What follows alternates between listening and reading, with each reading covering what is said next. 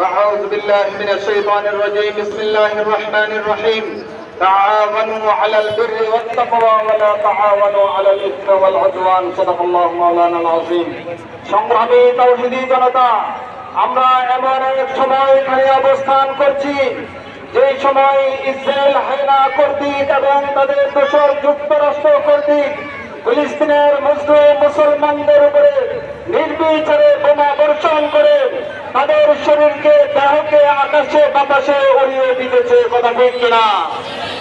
তাদের অবস্থা দেখে আমাদের হৃদয়ে রক্তক্ষরণ হচ্ছে। একজন ইমানদার হিসেবে আমরা ঘরে বসে থাকতে পারি না, কথা ঠিক কিনা?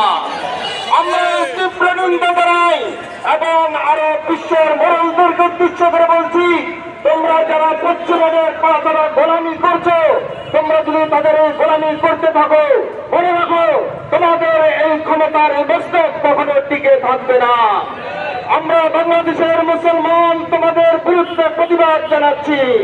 অতি সত্বর তোমরা একত্রবদ্ধ হয়ে ফিলিস্তিনের উপরে আক্রমণকে বন্ধ করার প্রক্রিয়া শুরু করে দাও।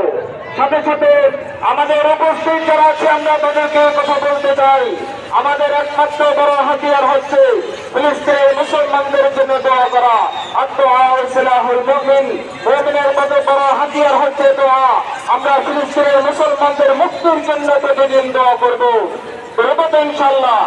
বিশেষ করে প্রতিদিন তাদের জন্য কমপক্ষে 2 রাকাত সালাতুল হাজত করে দোয়া করবো, আল্লাহ রাব্বুল আলামিন যেন তাদেরকে মুক্তি দান করেন।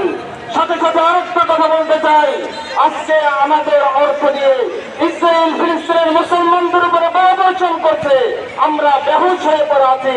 আমাদের অর্থ এলাকায় যেই সমস্ত দোকানে এখন ইসরায়েলি পণ্য বিক্রি করা হচ্ছে, আমরা তাদেরকে আন্তরিকভাবে আবেদন জানাবো তারা যেন ইসরায়েলি পণ্যকে বয়কট করে। কোন দোকানদার যদি ইসরায়েলি পণ্যকে বয়কট করে তাদের দোকানের সামনে যদি এই বেষ্টন তারা ঝুলিয়ে দিতে পারে, এই দোকানে ইসরায়েলি পণ্য বিক্রি করা হয় না, আমরা হালি শহরের তাওহীদি জনতার পক্ষ থেকে তাদেরকে আন্তরিক মোবারকবাদ জানাবো, কথা ঠিক কিনা? আমরা সর্বাবস্থায় সেই দোকানদারকে সহযোগিতা করার জন্য আন্তরিকভাবে চেষ্টা করবো ইনশাআল্লাহ।